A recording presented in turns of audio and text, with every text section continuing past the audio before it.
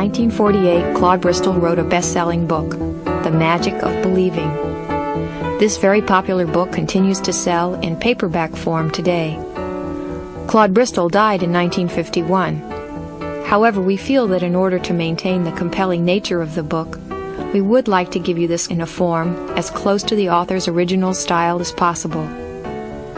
Just as you hear the voice of a writer as you read a book, with the help of an actor, William Kane, we hope to bring you the voice of Claude Bristol. And just as you can stop reading a book most conveniently at the end of a chapter, we'll create natural places for you to stop. Time to think about what you've heard, time to take it in. Listen to The Magic of Believing by Claude Bristol. It could change the course of your life.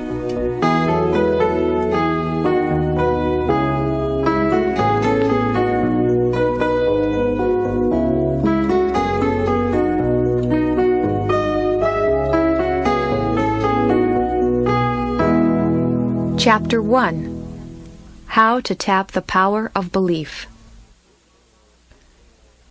Is there a force, a factor, a power, a science, call it what you will, a something which a few people understand and use to overcome their difficulties and achieve outstanding success? I firmly believe that there is. It is my purpose here to attempt to explain it, so that you may use it if you desire. I realize I have run across something that is workable, but I don't consider it as anything mystical except in the sense that it is unknown to the majority of people and is little understood by the average person. I am aware that there are forces, powerful forces at work in this country that would dominate us, substituting a kind of regimentation for the competitive system which has made America great among nations. I believe that we must continue to retain the wealth of spirit of our forefathers. If we don't, we shall find ourselves dominated in everything we do by a mighty few. We'll become serfs in fact, if not in name. I hope this work will help develop individual thinking and doing. Some may call me a crackpot or a screwball. I'm well aware of that. Let me say that I am past the half-century mark and have had many years of hard, practical business experience, as well as a goodly number of years as a newspaper man. I started as a police reporter. Police reporters are trained to get the facts and take nothing for granted. Apparently I was born with a huge bump of curiosity. I've always had an insatiable yearning to seek explanations and answers.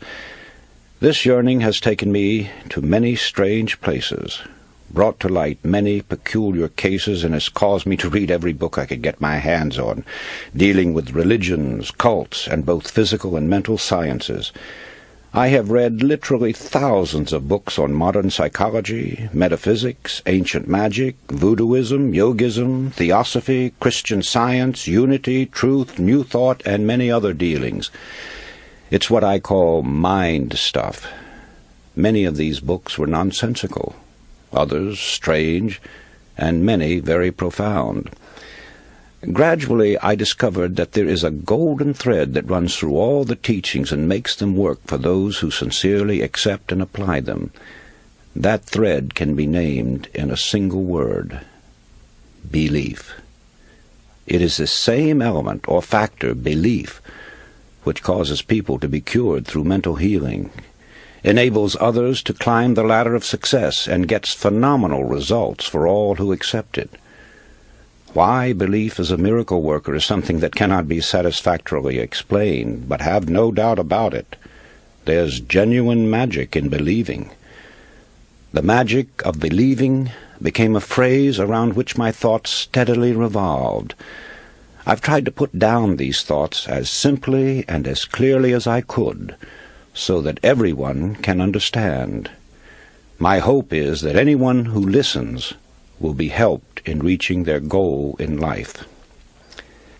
I would like to start by relating a few experiences of my own life, with the hope that by hearing them you will gain a better understanding of the entire science. Early in 1918, I landed in France as a casual soldier, unattached to a regular company. As a result, it was several weeks before my service record, necessary for my pay, caught up with me. During that time, I was without money to buy gum, candy, cigarettes, and the like. Every time I saw a man light a cigarette or chew a stick of gum, the thought came to me that I was without money to spend on myself. Certainly I was eating, and the army clothed me and provided me with a place on the ground to sleep. But I grew bitter because I had no spending money and no way of getting any. One night, en route to the forward area on a crowded troop train, sleep was out of the question. I made up my mind then that when I returned to civilian life, I would have a lot of money. The whole pattern of my life was altered at that moment. I didn't realize it then, that at that moment I was laying the groundwork for a new direction in my life, groundwork that would unleash forces that would bring accomplishment. As a matter of fact, the idea that I could, with my thinking and believing, develop a fortune never entered my mind.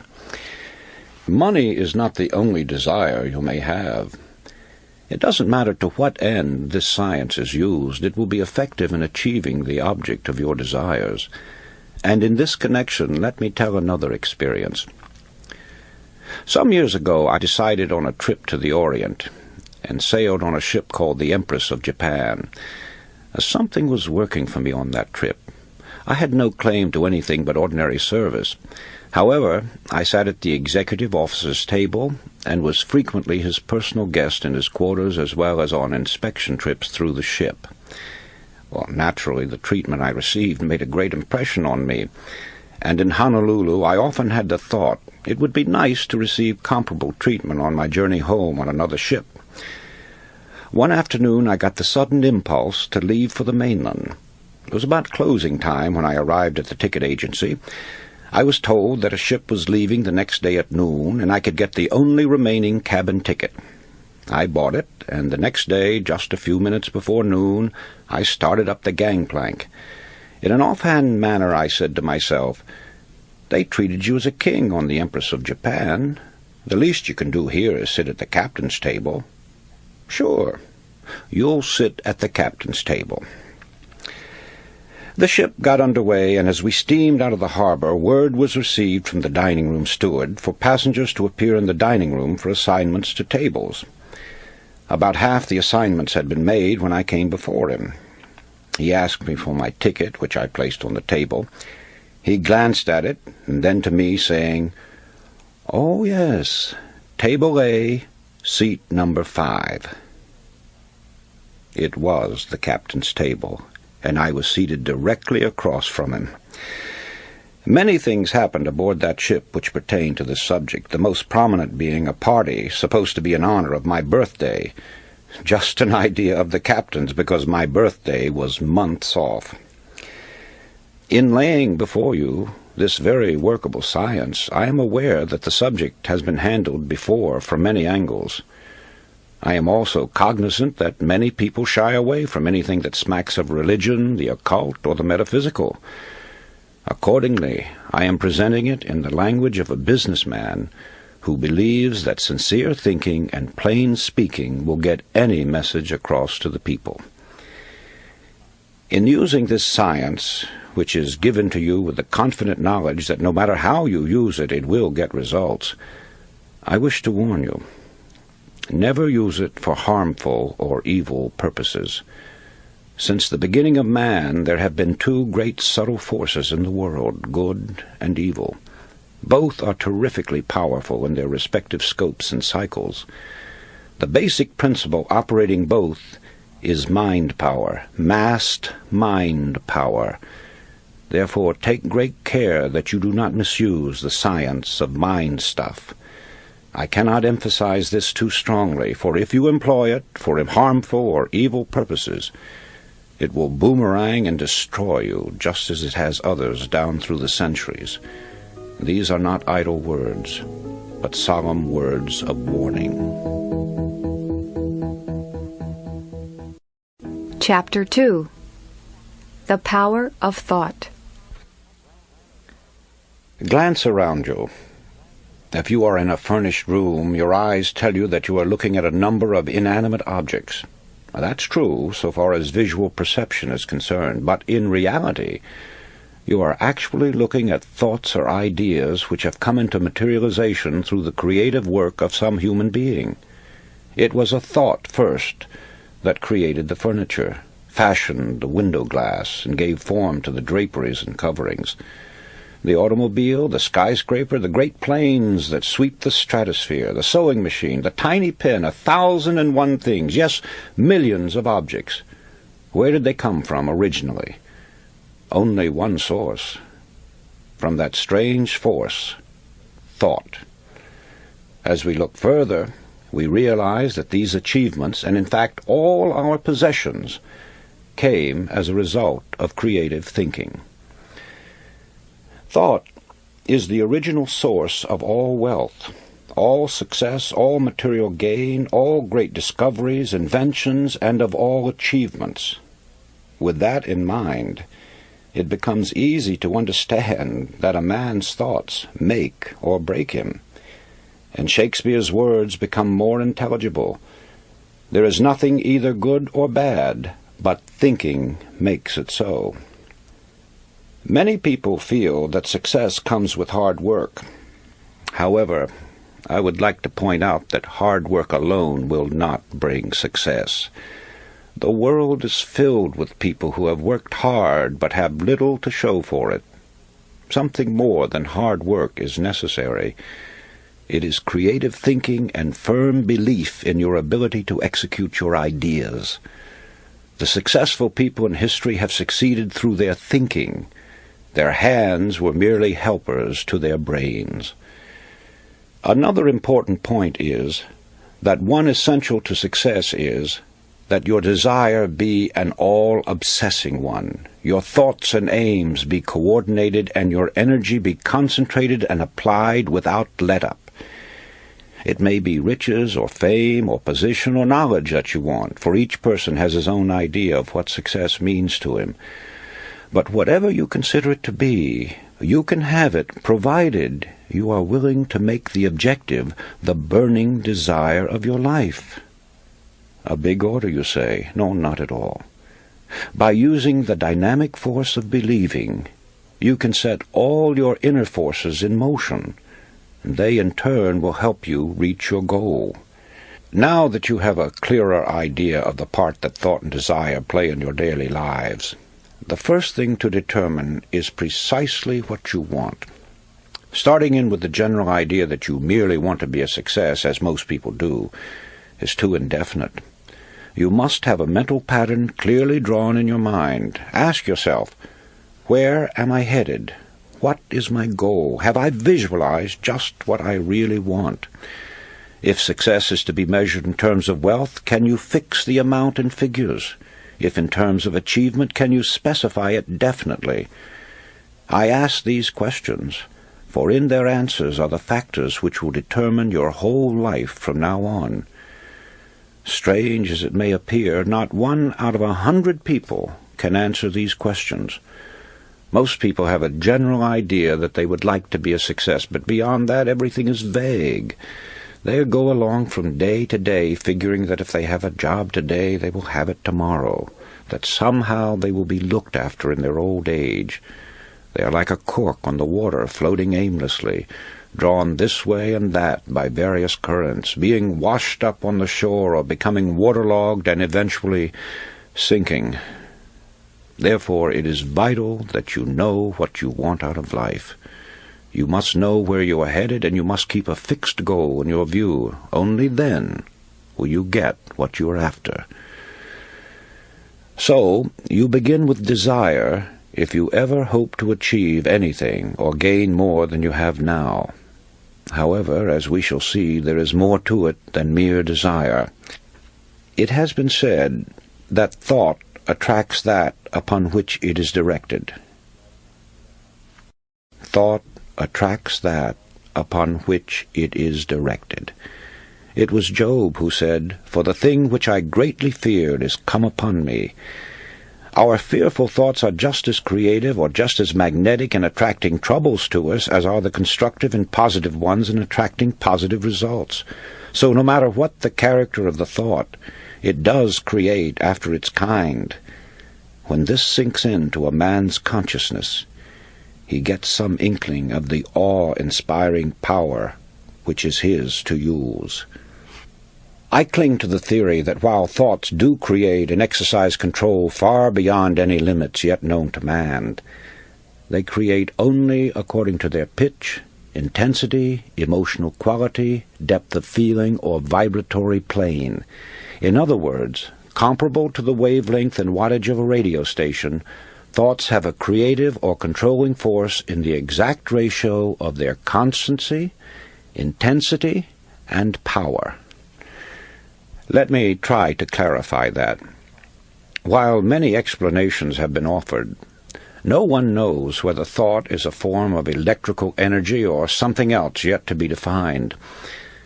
But I have been an experimenter in that branch of electricity known as high frequency, pioneered by the great genius Nikola Tesla. And whenever I think of thought and its radiations and vibrations, I instinctively link them up with electricity and its phenomena. In this manner they become more understandable to me. All persons living in high altitudes have felt and sometimes observed the electric spark resulting from walking across the room, then touching some metallic substance. That, of course, is a form of static electricity generated by friction. It gives you an idea of how one kind of electricity can be developed through the body. Sigmund Freud, the famous Austrian psychoanalyst, brought the world's attention to the hypothesis that there was a powerful force within us, an unilluminated part of the mind, separate from the conscious mind, constantly at work molding our thoughts, feelings, and actions. Others have called this division of our mental existence the soul. Some call it the superego, the inner power, the superconsciousness, the unconscious, the subconscious, and various other names. It isn't an organ or so-called physical matter such as we know the brain to be. Nevertheless, it is there, and from the beginning of recorded time man has known that it exists. The ancients often referred to it as the spirit. Paracelsus called it the will. Others have called it the mind, an adjunct to the brain. Some have referred to it as conscience, the creator of the still, small voice within. Still others called it intelligence, and have asserted that it is a part of the supreme intelligence to which we are all linked. No matter what we call it, I prefer the word subconscious. It is recognized as the essence of life, and the limits of its powers are unknown. It never sleeps. It comes to our support in times of great trouble. It warns us of impending danger. Often it aids us in what seems impossible. It guides us in many ways, and when properly employed, performs so-called miracles. Perhaps the most effective method of bringing the subconscious into practical action is through the process of making mental pictures, using the imagination, perfecting an image of the thing or situation as you would have it exist in physical form. This is usually referred to as visualization.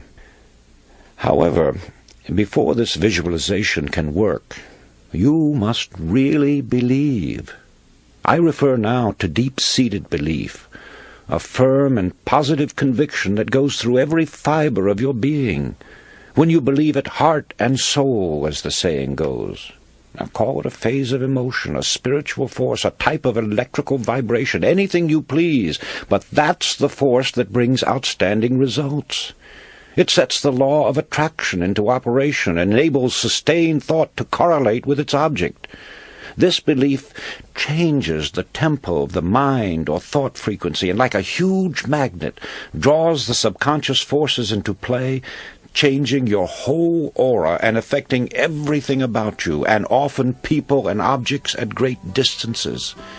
It brings into your individual sphere of life results that are sometimes startling, often results you never dreamed possible.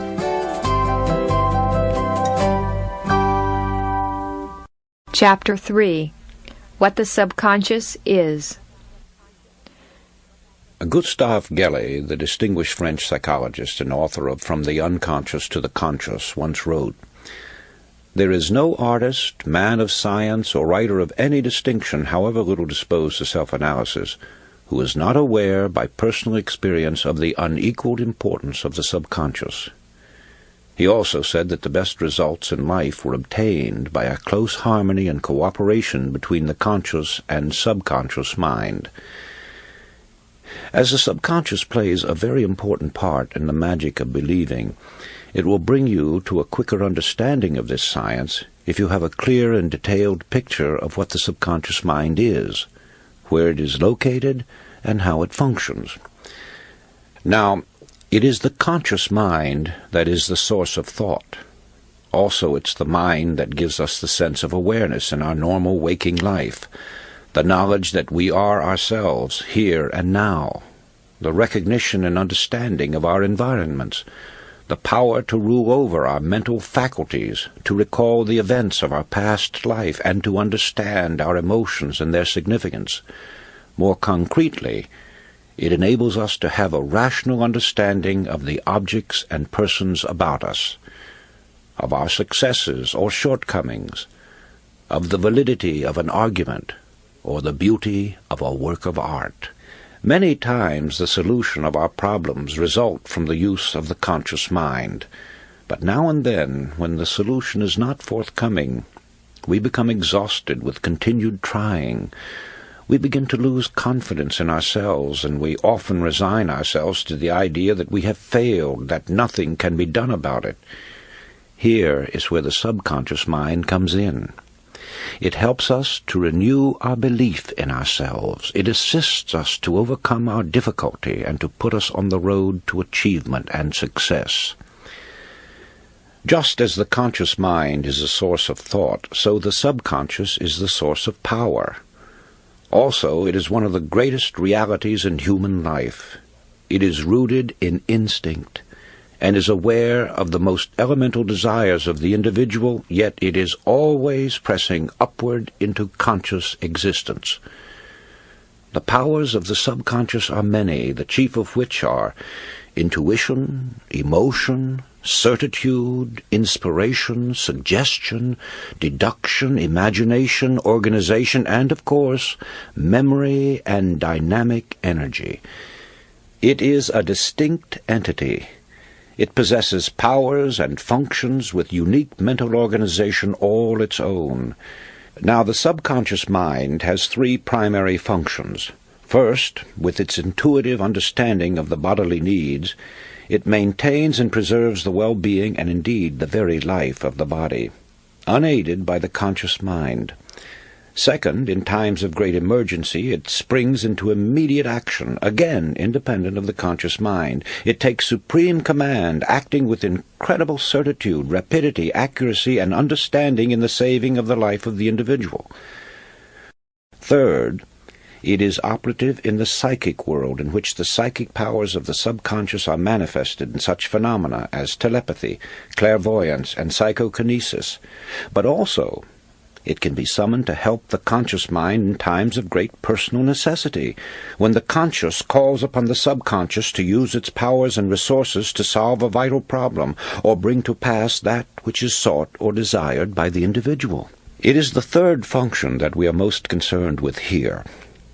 To draw upon the resources and powers of the subconscious and awaken it into action, you must first be sure that you are asking for something that is rightfully yours to have and is within your ability to handle. The subconscious manifests itself only according to the capabilities of the person. Then you must have patience and absolute faith. Theodore Simon Jouffroy, the French philosopher, said the subconscious mind will not take the trouble to work for those who do not believe in it. Next, in conveying your need to the subconscious, it must be in the spirit that the work has already been done. So while it is necessary for you to feel and think yourself successful, it is important for you to go one step further and actually see yourself as already successful, either in the performance of some selected task or as actually occupying the position to which you are aspiring. For the next and final step, You must wait patiently while the subconscious is assimilating the elements of your problem and then goes about its own way to work it out for you. In due course, with the flowing of ideas and plans of the subconscious into your waiting conscious mind, the solution of your problem will be revealed to you. The correct course of action will be indicated. You must follow those indications immediately and unquestioningly. There must be no hesitation on your part, no mental reservation, no deliberation. You must receive the message from the subconscious freely, and after understanding it, you must act on it at once. Only by doing that will you make your subconscious serve you and continue to respond whenever you call upon it. However, your problem may be one that cannot be solved in such a manner. Instead of receiving the solution in the form of a blueprint, as it were, you may instead feel some mysterious force urging you at intervals to do certain things that seem to have no special significance or logical connection. Nevertheless, you must continue to believe in the power and the wisdom of the subconscious and obediently perform the seemingly irrelevant things. One day you will find yourself in the position you sought through the aid of the subconscious, and doing the work you envisioned for yourself. Then, when you look back, you will see how the things you were called upon to do all formed a logical line of events, the last one of which was your final arriving, the reward of your sincerest hopes and desires, your own triumphant personal success.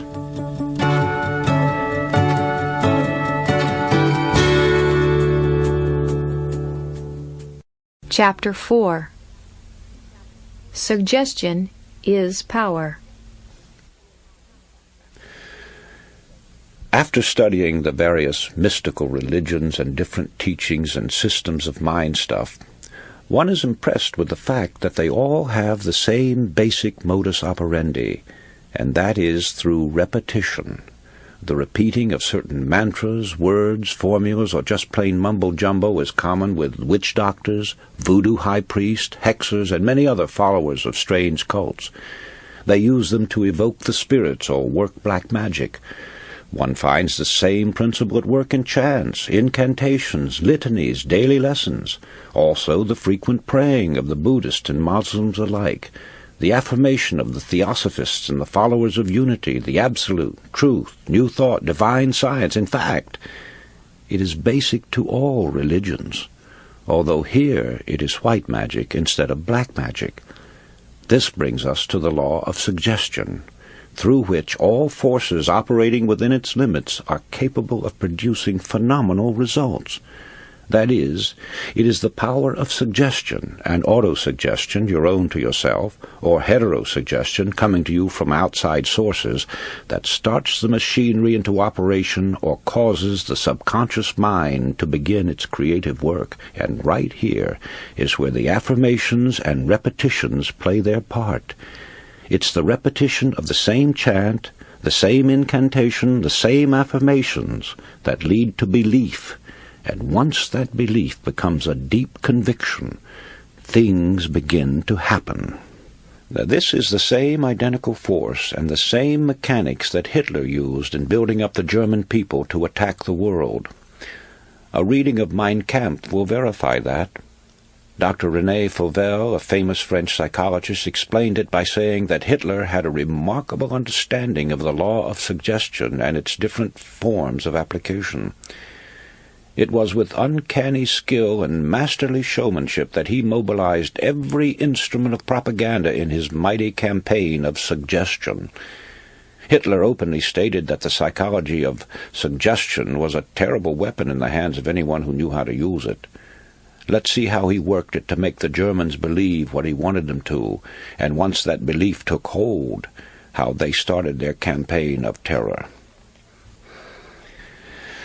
Slogans, huge signs, posters, masked flags appeared throughout Germany. Hitler's picture was everywhere. One Reich, one folk, one leader became the chant. It was heard everywhere. Today we own Germany, tomorrow the entire world.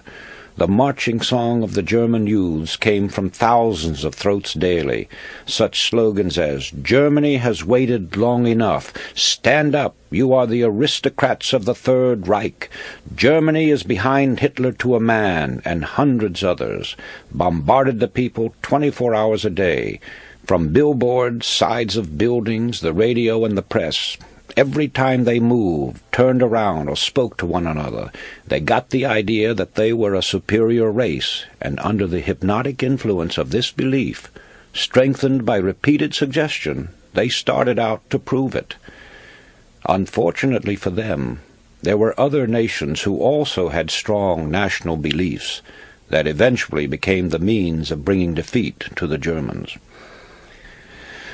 Let's go into the field of sports, where everyone who has ever witnessed a football or baseball game has actually seen this power of suggestion at work. The late Newt Rockne, famous coach at Notre Dame, knew the value of suggestion and used it repeatedly, but he always suited his method of applying it to the temperament of the individual team. A story is told that on one Sunday afternoon Notre Dame was playing a particularly grueling game and at the end of the first half was trailing badly.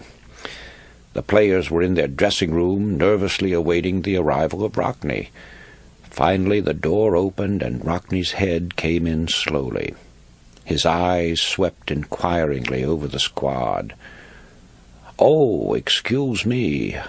I made a mistake. I thought these were the quarters of the Notre Dame team."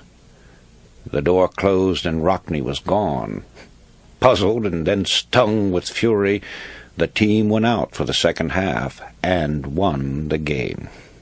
In the Depression years, and there may be years like them in the future, we saw this same suggestive force working overtime. Day after day we heard the expression, "Times are hard, business is poor, the banks are failing, prosperity hasn't a chance," and wild stories about business failures on every hand until they became the national chant.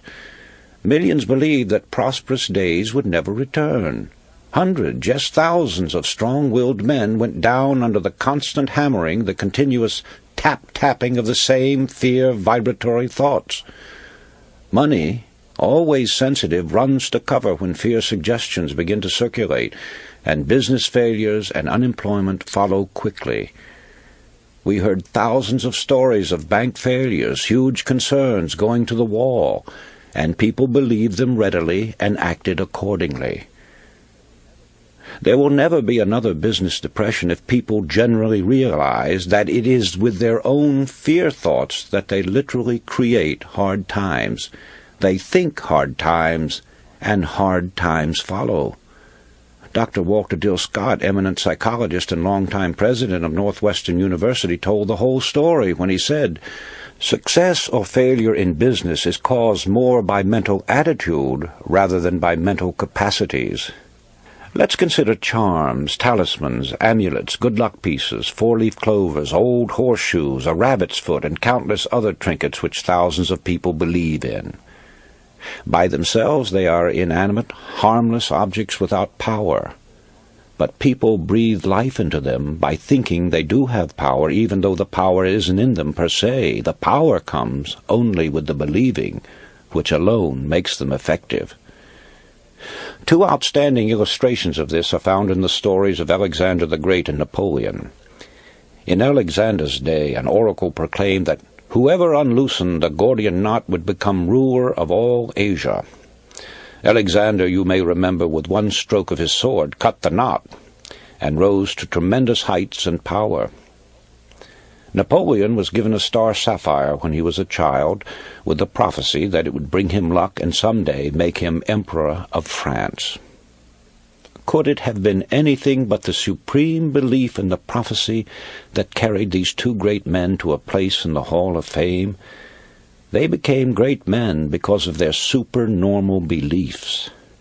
Here's a simple experiment that will demonstrate to you the strange power of attraction through visualization, making the mental picture actually work.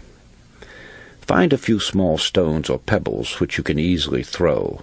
Locate a tree or a post of 6 to 10 inches in diameter. Stand 25 to 30 feet away from it. Start throwing pebbles at the tree, trying to hit it. If you're an average person, most of the stones will go wide of their mark. Now stop and tell yourself that you can hit the objective. Get a mental picture of the tree, figuratively stepping forward to meet the stone. Imagine the rock actually colliding with the tree in the spot where you want it to strike. You'll soon find yourself making a perfect score. Don't say it's impossible. Try it, and you'll prove that it can be done, if you will only believe it.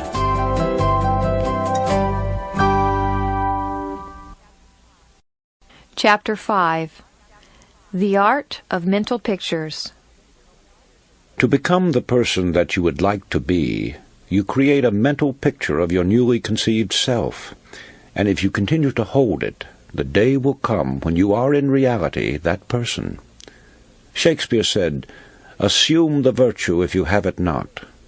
Now let's take this great truth and follow some of its implications. In assuming the virtue, you are assuming via your imagination. But here we must make a distinction between daydreaming and a true mental picture or proper use of the imagination. Perhaps there is some genie who will drop $100,000 into your lap or overnight provide you with a mansion luxuriously furnished. I have never had the pleasure of meeting one, but daydreaming or mere undirected wishful thinking doesn't have the power to release the latent forces within you that will bring you the $100,000 or the mansion.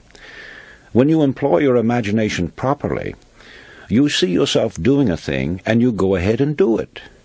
It's the doing the thing you have pictured to yourself that brings it into actual existence.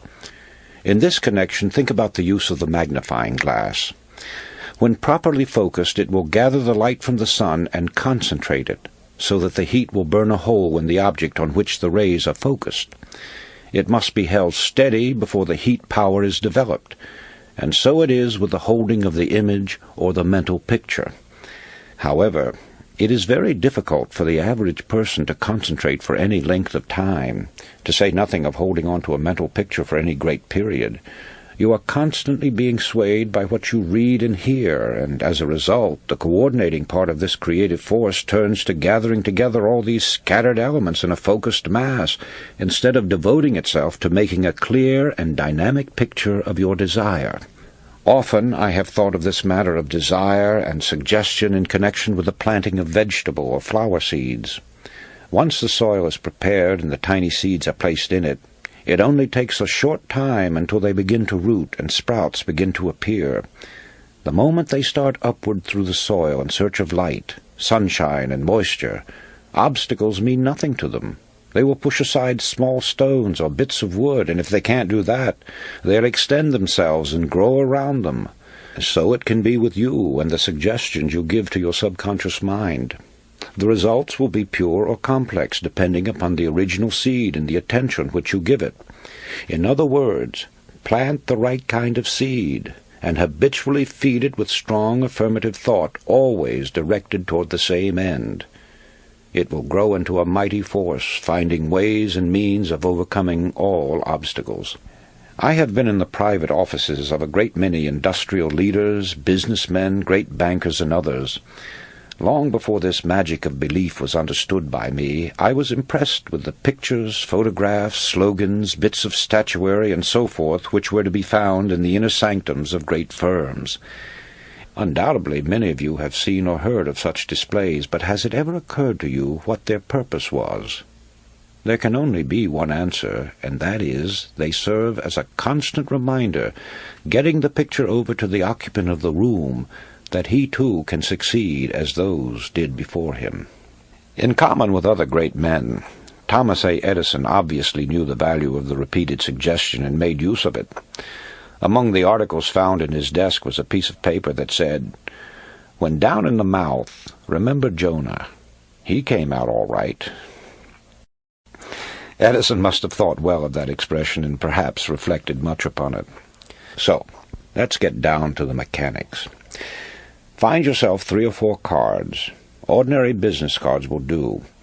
In your office, your home, your room, or any other place where you can have privacy, sit down and ask yourself what you desire above everything else.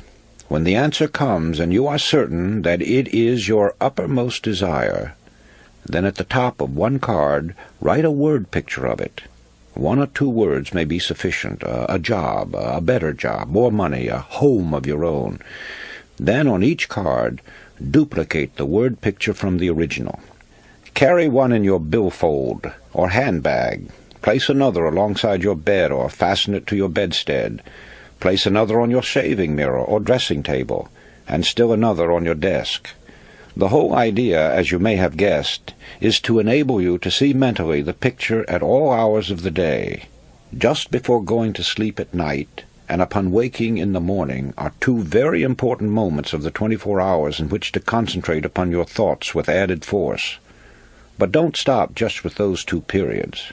The more often you can visualize the desire by this method, or one of your own devising for that matter, the speedier the materialization. At the start, you may have no idea of how the results are to come. Don't worry.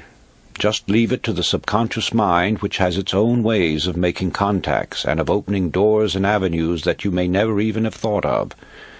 You will receive assistance from the most unexpected sources.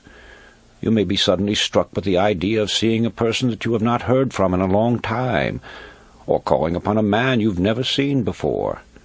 You may get the idea of writing a letter or making a telephone call. Whatever the idea is, follow it. It cannot be too strongly emphasized that you should tell no one just what the words on the cards mean. Don't give anyone an inkling of what you desire. The truth is that when you talk about what you're going to do, you scatter your forces. You lose the close connection you have with the subconscious, and you frequently find that unless you do as directed, you will have to start all over again in your program of achievement. Go and tell no man still holds true. Suppose you want a better job or promotion. Not only use the cards, but keep telling yourself constantly and continuously that you are going to get that job. You have already visualized it if you have accepted this science, but the repetition will be the means of driving the suggestion deeply and firmly into the subconscious mind. This may be compared to driving a nail into a board. The first tap puts the nail in place, but it is only by a number of heavy strokes that the nail is driven home. It has been my observation that those who consciously use this science, as well as those who may be using it unconsciously, are people of tremendous energies, virtually human dynamos. They are people who not only use their imagination and hold strong beliefs and convictions, but they are great doers in action. And that brings me to this most important statement. Faith without action is dead. Chapter 6. The Mirror Technique. Now, there is another device which I call the mirror technique. Before explaining it, I want to tell you how I happened to discover what a truly wonderful thing it is and how it can be used to bring quicker and more effective results. Many years ago, I was the dinner guest of a very wealthy man who owned many patents covering logging and sawmill machinery. He had invited a number of newspaper publishers, bankers, and industrial leaders to his suite in a prominent hotel in order to explain a new method he had devised for mill operations. Dinner was late in being served, and as there had been plenty of liquor offered, the host found himself in an embarrassing state of intoxication. Just before dinner was served, I noticed him staggering into his bedroom and pulling himself up abruptly before his dresser. Thinking I might help him, I followed him to the door of his room. As I stood there, I saw him grab the edge of the dresser-top with both hands and stare into the mirror, all the time mumbling as a drunken man sometimes does. Then his words began to make sense, and I moved back a little to watch the performance. I heard him say, "John, you old... They tried to get you drunk, but you're going to fool them. You're sober. Cold sober. This is your party, and you've got to be sober." As he kept repeating these words while continuing to stare at the reflection of his eyes in the mirror, I noticed that a transfiguration was taking place. His body was becoming more erect. The muscles of his face were tightening, and his drunken look was disappearing. The whole performance was over in about 5 minutes, but in all my experience as a newspaper man, and more especially as a police reporter, I had never seen such a rapid change. Not wanting him to know that I'd been watching him, I made for the bathroom. When I got back to the dining room, I found the host at the head of the table, and while his face was still a little flushed, to all appearances he was sober. At the end of the dinner, he presented a very dramatic and convincing picture of his new plans. It wasn't until long afterwards, when I got a better understanding of the power of the subconscious mind, that I understood the science involved in transforming the obviously drunken man into a cold, sober host. Many great orators, preachers, actors, and statesmen have used this mirror technique for years. Winston Churchill, according to Drew Pearson, never made a speech of importance unless he made it before a mirror first. Woodrow Wilson also employed the same technique. It's what I call a supercharging method of stepping up the subconscious forces. This mirror technique gives a clue to the power and magnetism of Billy Sunday, the great evangelist. According to Eric Sevareid in his book Not So Wild a Dream, Billy Sunday would bound about his hotel room, now peering intently out the window with one foot on the sill, now grasping the dressing-table firmly in both hands, while lecturing his reflection in the mirror. Now to outline the technique. Stand in front of a mirror. It need not be a full-length mirror, but it should be big enough so that you may at least see your body from the waist up. And those of you who have been in the Army know what it means to come to attention. Stand fully erect, bring your heels together, pull in your stomach, keep your chest out and your head up. Now breathe 3 or 4 times until you feel a sense of power, strength, and determination. Next, look into the very depths of your eyes. Tell yourself that you are going to get what you want. Name it out loud so that you can see your lips move and you can hear the words. Make a ritual of it. Practice doing it at least twice a day, mornings and evenings, and you'll be surprised at the results. Within a few days you'll have developed a sense of confidence that you never realized that you could build within yourself. This power will give you that penetrating gaze that causes others to think you are looking into their very souls. Sooner or later there will come an intensity that will reveal the intensity of your thought. Emerson wrote that every man carries in his eyes the exact indication of his rank.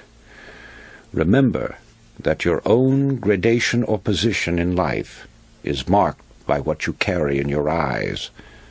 So develop eyes that say confidence. The mirror will help you.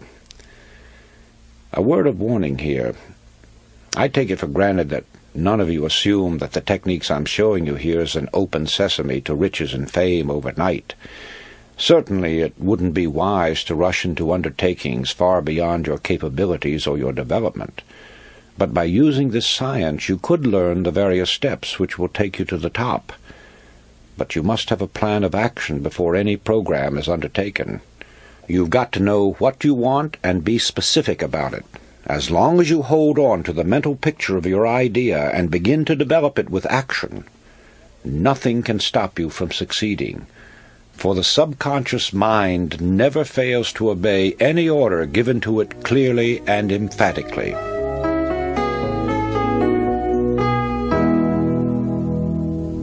Chapter 7. How to project your thoughts. In this section, I want to talk about several points that I think pertain to mind stuff. Call it a potpourri. We seldom realize how much our emotional vibrations affect others and how much we're affected by theirs.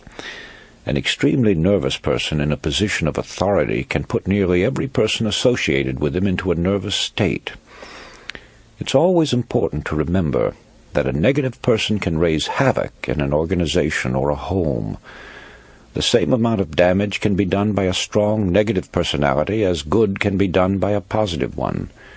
When the two are pitted together against one another, the negative frequently becomes the more powerful. To get a better understanding of the effect of these suggestive vibrations, you need only to read your varying feelings when entering different offices or homes. The atmosphere, which is the creation of the people living there, can be instantly detected as being upsetting, disturbing, tranquil, or harmonious. The vibrations set up by others affect us much more than we realize. We take on the characteristics of those with whom we are more or less constantly associated. If you want to remain a positive type, avoid associating too much with anyone who has a negative or pessimistic personality. This brings me to another point. A person who desires riches must go where the riches are. Alone on a desert island, a man would probably have a tough time eking out a living, to say nothing of trying to amass a fortune. So it is in everyday pursuits. Therefore, if you want money, you have to associate yourself with people who have it or who know how to make it. This may sound rather gross, but the truth is that if it's money you're after, you must go where it is and where it is being spent. Also, you must become personally acquainted with those who have the authority to spend it.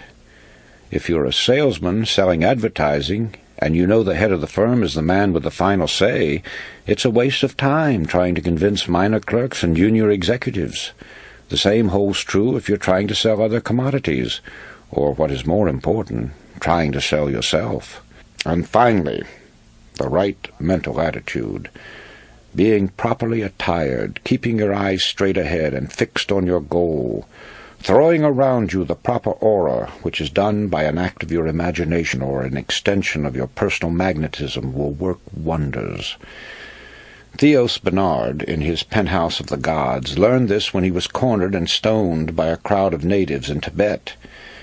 In his book, he says his first reaction was to fight, but the thought was immediately dismissed when he recalled that he had been taught to assume and maintain his aura. Thus he straightened his shoulders, lifted high his head, directed his eyes straight ahead, and moved forward with a firm and rapid stride. Not only did the crowd give way, but others came forward and made a path for him. When man fully comprehends the great power of his mind and earnestly puts it to work, he will have dominion over this earth and everything on it. You yourself have this inner spark, but it must be fanned until the fire is of white-hot intensity, and it must be constantly stoked, which you do by adding fuel. Ideas, ideas, more ideas, and action.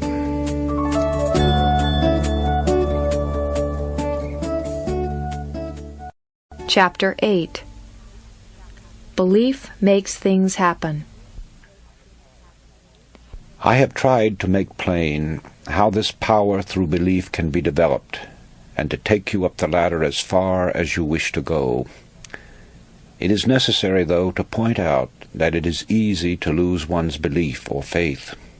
Thousands have risen to great heights of success only to stumble, roll, or fall to undreamed-of depths. Others, seeking health, have appeared to be more or less miraculously cured, only to find that in later years, or even months, there is a recurrence of their ailments. There are many weakening factors and influences, all suggestive in nature, which we, in unguarded moments, allow to slip into our subconscious minds. Once these influences begin their destructive work, they can undo all the good accomplished by our constructive forces. So step out in front, head toward the sun, keep facing it, and the dark shadows will not cross your path.